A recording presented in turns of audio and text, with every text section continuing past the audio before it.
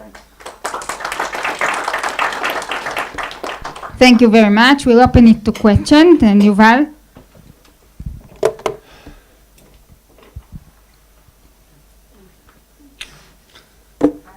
So I have questions to all three, I think, but very brief.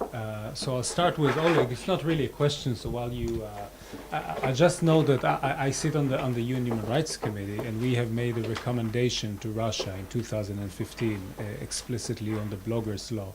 So while I generally don't think that these recommendations have a lot of impact on countries like Russia, maybe here the fact that this has been subject to some international concern, combined with the fact that it was not effective, maybe this did the trick. But of course, we're not off the hook, because as you showed,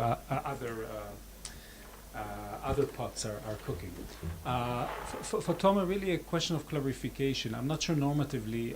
Can you explain the normative objection to filtering of information that people are uncomfortable with for whatever reasons? So you made the gay parade, the pride parade.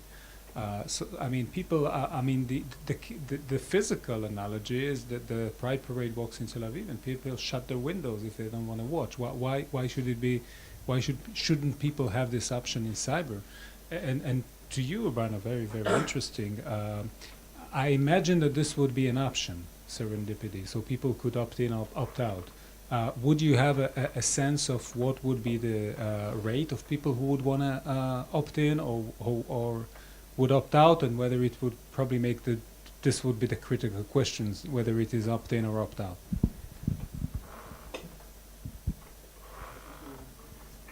Maybe you want to collect Any more questions? Okay.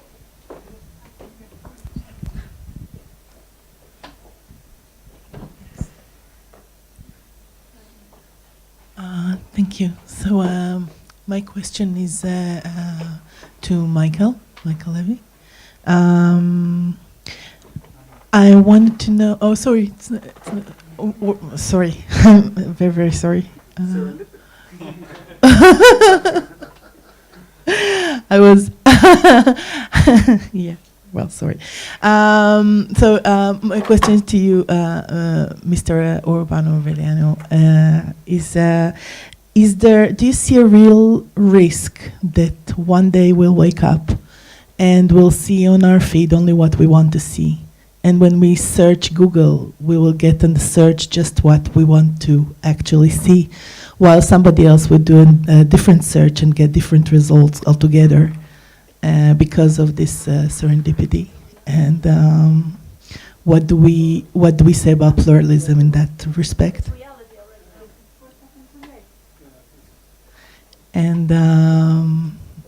And my question for Tomer, please: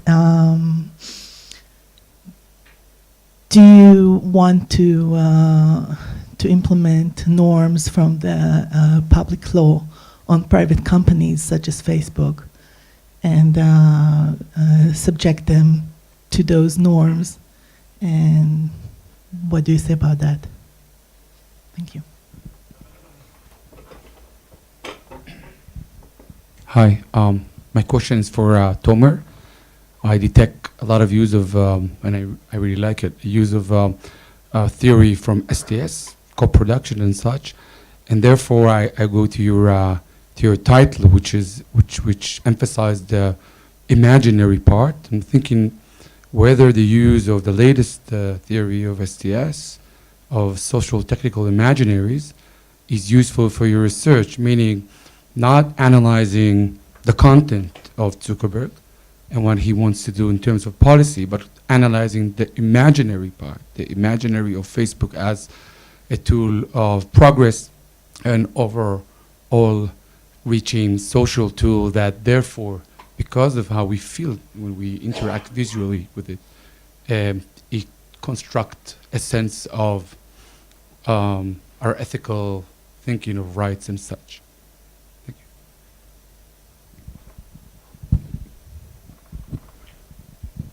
So this question really is for both Tomer and Urbano. Looking at and this is kind of a U.S. perspective, but looking at a more historical version of both of your focuses on how the individual receives content. I go back to the quote from Citizen Kane, parroting William Randolph Hearst, "You give me the photos, I'll give you the war." Right? So we've known throughout most of media history that it is a very limited number of media distribution channels. Up until recent times, there were a very, very limited number of broadcasters. Most communities had a single newspaper. And so I guess my question in both of your contexts are we really even addressing the right issues in focusing on the current media filters, or should we be looking at this more from a more classical sense of make sure that there's not too much market share for the companies and let the consumers, from a liberal perspective, do what they want to do, and whether we're focusing on the right place for the conversation? We're already late, and we'll start to answer the question, and we'll talk over dinner if you want. Okay. To answer? Yeah. Okay, so I will be quick. Thank you, John. Thank you for the question. So first of all, to Yuval, in the Pride Parade, if it's going in the streets of Jerusalem and you said I can close the window, but then you still hear the voices. In Facebook, you are not aware at all that things are happening if you have this control over your content. And maybe it's a great idea. Maybe it will. But by this way, we don't have any murder in the middle of the Pride Parade. Maybe it's good. But it changed our basic idea about what is living together. And living together is about deciding together about those kind of issues, about whether a Pride Parade could go in the main road, which have some public appearance. And it's about deciding together what is pornography and what is not pornography, and deciding together about our limit. The limit of human rights is something that we are doing collectively together, and not everyone, each of us, like for himself. About the public law, I'm not sure. This project is not a normative or doctrinal project, and I'm starting one. But I don't think that we need to apply norms from public law as is on Facebook, because the norm of public law, they are all show in a way they will give Facebook more power, because with this responsibility to protect and to fulfill human rights, there's also come authority. So I'm not sure I want to give Facebook authority. I'm sure we need to reinvent human rights and to think again about human rights in the way that cooperation and how they interact human rights in the daily life, not just in front of state, but to take these norms and just to apply them here, I think it's not a good idea. The socio-technical imaginary, it's my theoretical background in this project. That's where I'm coming from. And about first of all, it's the social network are not just about media. They are also mediating our social surrounding. It's like every kind of connection, if it's professional connection or social connection or family connection, are mediated by these powers. So I'm not sure it's not the old media companies. And again, whether in policy-oriented issue to come from a market share, I agree that it could help. But in the meantime, what we are experiencing a new kind of power. What is the right tools to fight against it? We have different tools, and we should speak about it. But what I'm doing is to describe this new kind of power and new kind of relation that we have with this hierarchical new power. Okay, try to answering. First, about whether social media users would use this kind of tools. I don't think so. I think that, as far as I know, the statistics that I have, most of the users don't even know that there is an algorithm that filters the news. So I will actually have a much more radical approach. I would have the paternalistic approach, but it will be very difficult to implement it. And as I said, of course, there are political and technical issues there. So there should be other solutions. First of all, education. Of course, it's the main issue, digital literacy. But as far as I know, this is not very. We're not very focused on that, in my opinion. I don't know worldwide, but in my country, Italy, this is not the case at all. And yes, I don't know what to say. No, it's very problematic because the phenomenon is invisible. Not only people do not know about algorithms, but there is this majority illusion effect. We think that what we actually consume, it's more widespread than it actually is. So there is this psychological effect in which we don't even realize it. We are already in it, in fact. So I don't see a concrete solution. So, like for instance, now that I'm researching some topic over Google or whatever, the internet, then I get a certain amount of results, and some of them vary from the other, different in significant way. But if I would apply a Serenity algorithm to my searches over time, then I will not get those, and maybe I will not know very important things for me to know. in fact, that should be up to the autonomy of the user to choose that. Actually, search engines are less problematic because they are usually one size fits all.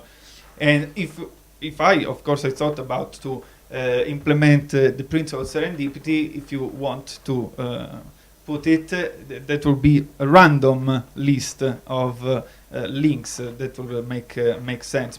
Even consider the primacy effect that we usually see, just the first one, we never go to the second page. So also the possibility to continuously, like DuckDuckGo, to continuous the query. There are these design choices that has to be experimented and objectively assessed and try to implement it.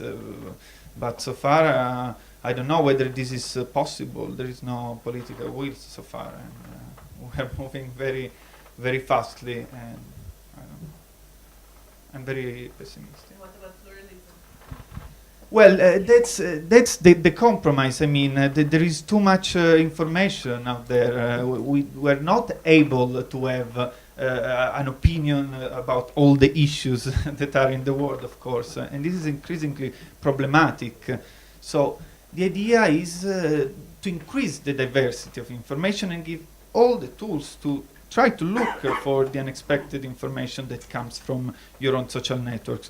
This would be the idea, to go further privacy and not only be concerned about our own data, but the data that comes from the outside, which constitute our personal identity, which is stuck in just one algorithm, which makes no sense to me. It's like this. So I don't know what could be done. I think that public service media could have a new role, and a principle like serendipity could legitimize an intervention and maybe provide what Negroponte already foresaw, because it's intuitive. There is a daily me, which is the very personalized information flow that we receive, and which is actually very useful, efficient, and valuable, but also the idea of a daily us, so how to maintain a common worldview. I hope that this principle can legitimize this.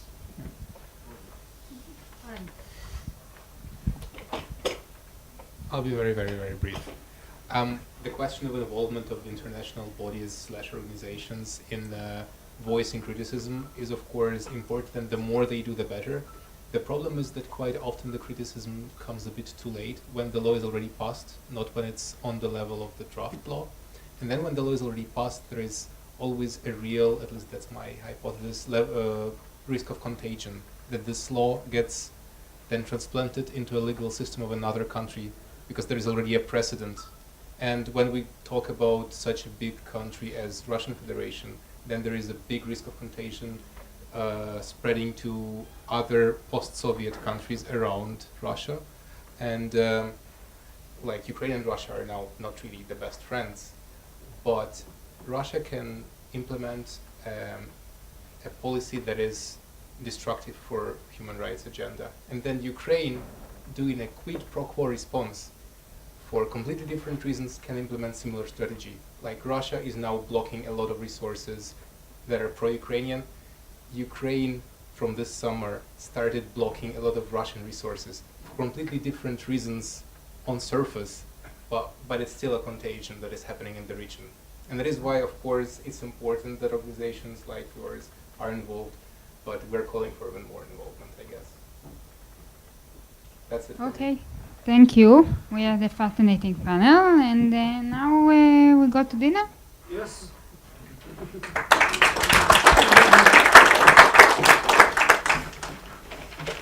So dinner is served.